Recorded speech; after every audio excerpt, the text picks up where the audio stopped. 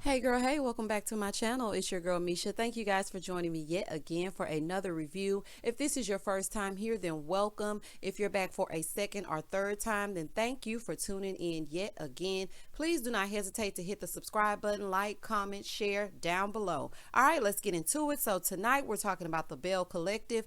And if y'all remember, okay, Belle Collective season 1, episode 5, no yams, okay? If y'all remember last episode, they were with the foolishness. Karen was acting a fool, and we're picking up where we left off. So Marie and Karen are fussing. Yes, I know her name is not Karen, but I have graced her with a new name, honey, because I'm paying her dust, okay? So Karen and Marie are fussing, and then it picks up where she says, well, come here. Come here, gal. She didn't say gal, but she might as well had. So Marie is like, come here. Honey, this ain't the 50s, this ain't the 60s. So they're still fussing between the two, and then Marie stands up like she ready to get the party started, and Letitia's like, sit down, and Antoinette's still sitting there like a bump on a log because she don't have no words to say when she should be defending Marie, but that's neither here nor there. Then Sister Davis comes in with her good Sunday Easter church hat and lets the ladies know that they are acting up. Honey, we are strong black women. We should not be acting like this. We just got through reciting affirmations. You ladies should be acting as such. So when Mama spoke, they listened. Because Marie sat down, honey, and Marie was like, well, she started it because she said, come here. She shouldn't have said, come here. You right, Marie. But as a lady of a particular age, honey, don't even explain yourself. So then when Karen realizes that ain't nobody on her team and everybody looking at her crazy, then she gets up, proceeds to walk out, but she picks herself up a parting gift. She picks herself up a drink as she's exiting. Here go Antoinette in tow, making sure she's okay. And then I see Antoinette over there rubbing Dorothy's back. Dorothy Davis, the lady that was Dorothy Dandridge, honey, I don't know who it is. She's over there rubbing her back. I don't know for what, because I mean, she's not at the funeral, honey. Nobody just passed away. Honey, we are hoping that Karen get on out of here, but other than that, everything's fine. Like, girl, what is wrong with you? So she's over there rubbing her back. Karen gets up, takes her drink, and exits. So then Latesha finally gets a chance to make her announcement about Ferris Street. Child, I am so excited because, I mean, I didn't think we were ever going to make it. So she lets the ladies know what her project is about. I mean, what her brunch is about and the reason why she gathered them all there today. So she tells them about what she wants to do with it, you know, basically making the downstairs area a brunch spot and a co-op space, a co-working space for entrepreneurs. And then at the top, she wants to do something a little different. They go to Antoinette in her confessional and she says, you know, I didn't know that Latesha was more than these brunches because you're messy, honey, and you judged her before you got to know her. You didn't even know what it was about. And I feel like you had only went to the brunch we actually saw on camera. And you were there telling Latrice, if you want cold wings, well, why do you keep going? Wide mouth? Why do I hate Antoinette's mouth? Like it comes down like a heart or a point and it's really weird. I just hate it. Ugh, oh my God. Anyway, so apparently she had already judged Latesha without actually knowing, because I guess she doesn't think Latesha is bright enough to have come up with something like Ferris Street because she only throws brunches. But that's beside the point, honey. She's doing something. Catch up. Then we go over to then we go over to Latrice, and she's meeting with Melanie. And so Melanie's coming over to discuss essential beauty and edge Tamar. Honey, Latrice, stop making up words. We've already given these words that you can find in the definition. They have their own names. Essential. She just making up words. Essential. Tamar. Tamer, edge tamer. Honey, Tamar is a part of the Braxton family. That's not something you put on your edges, honey.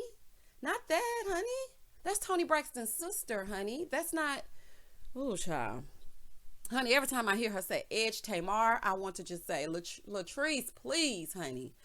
Oh, child, honey. It's sensual and edge Tamar, honey. So they talking about that. I'm glad they got through that rather quickly, honey, until Cliff comes in standing on the side like a messy adversary. Honey, he came in like one of them messy housewives that's getting ready to drop a bomb on you about your man. Why are you coming in like that? First of all, you came in, yeah, I'm just coming in to, take her to get something to eat. She's like, I had a rough day. I'm like, Latrice, every episode you having a rough day.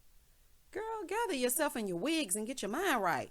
So he comes in Doesn't even go over to greet her, not with a kiss, not with a hug, like husbands do. He comes stand on the side talking about, have you talked to your brother lately? You know he got married. It's like he was saying it almost like in a way where he wanted her to hurt behind it. And she's like, no, no. I know my brother didn't get married. I know, because he wouldn't do that. He wouldn't do that. And I'm like, well, the way Cliff over there standing, honey, speaking his speech, I think he might have done that. I'm just trying to figure out why he was coming in mixed company and saying it. Like, you could have said that when y'all went to lunch and or dinner. Don't say that in front of Mel. So Mel had going back and forth. She looking between Cliff and Latrice like, is he married? And, Latrice was like, no, he's like a big brother to me. We're 1 year apart. She's saying this in her confessional. We're 1 year apart, but different year, 1 day apart, but we're different years. And I've always looked at him like a father figure. Latrice, we're going to have to figure out, I don't know where your father is, but just picking up all the men to be your father, we're going to have to get some therapy here soon. So, she starts to cry. Instead of Cliff, who came in to drop the bomb, going over there to comfort his wife, he's just standing there watching her cry, like almost getting an enjoyment out of it. Maybe I'm wrong, but the look on his face was like, yeah, you crying because you didn't like his girlfriend and now you got married to her. Yeah, I told you. It's like something wrong with him. And even when she said, in previous episodes that he did not support her business and her vision and her dream, and I don't know, honey, I would have to let Cliff go. It's just something about him that ain't sitting well in my spirit, honey. I just I don't know. So then Latrice lets us know that 2 of her brothers were killed, and that her other brother was in jail. Derek, the one that he's talking about got married, he was in jail for killing someone for threatening their family. Honey, Derek about their life. He ain't playing no games. And Cliff, you better stop spreading untruths, honey, before you end up back in there. Okay? You can get yourself together. So then we go over to Latesha, and she's sitting down with her son and telling him, you did so good today. You want some ice cream? Now, y'all need to stop with these staged and fake scenes, because this was real fake. Because Latesha looked at that door like 3 times, like, okay, in a minute, Glenn should be walking in. He walks in and wants us to believe that he just got home after 28 days. This man had a fresh haircut, both of his earrings in, a watch on, and a freshly pressed shirt. Boy, goodbye. Child, please. Anyway, so he tossed the little boy up in the air, whatever. Daddy's home. All American family. Aren't we the greatest? This was some bull, okay? Then he goes over and he hugs Latesha, and, they have some conversation or whatever. But it was just so crazy that he conveniently came in when the cameras were on. Child, that's like that fake scene that Tisha, I guess they give all the fake scenes to Tisha, because Tisha over at Love and Marriage Huntsville was having that fake scene with her kids trying to make a fake Zoom call for school go on, honey. Y'all ain't fooling nobody. Child, I saw right through that. I'm like, that man, no, he ain't just come from work, but whatever. So then they sit down on the bed and she tells him she's not going to be available 24/7 like she would be normally, because she's starting to do big things and, things are happening. And okay, on the one hand, I understand she wants to do her thing and she wants to build her brand, but honey, you have 28 days to do that. You know that he is a cheater, honey. We got to keep our eye on him. And when a man comes off of being offshore or over the road, if he's a truck driver, they want to come home to a home cooked meal. You didn't have nothing on that stove. All you had was a bowl of ice cream you was feeding that little boy. You need to make sure some food is cooked. Honey, I know, I talk a lot of mess, honey, but at the end of the day, I'm going to cook for my man and make sure he got a hot meal. He's not going to come in and we're going to go get no pizza or no McDonald's. Like, you have 28 days. So I feel like if he's home for only 2 weeks, you need to be paying some sort of attention to him. I'm not saying the whole 14 days just wrap up in him and don't continue on with life, but I do feel like, some of that time you need to spend reconnecting with him. So, he was like, what? You're not going to make time for me? He was looking crazy. And she's like, well, not like I used to. I'm going to be here, but I'm not going to be here like I used to. So then we go over to Antoinette, and she's with her Caucasian friend, Kaylon or Karen.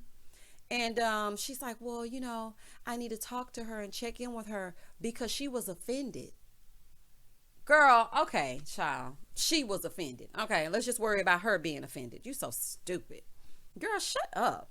And then she's once again filming in this cardboard box that will soon be her dental office. Honey, you don't have nowhere else to shoot.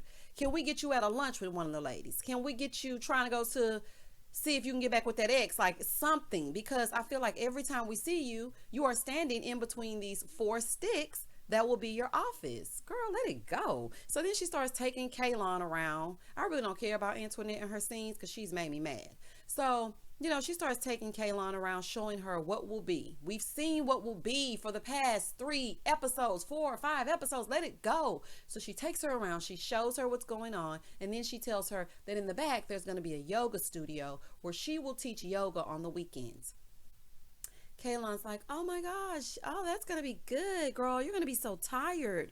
And Antoinette's like, oh, it's the story of my life. I'm like, girl, shut up. Anyway, child, let's keep it pushing.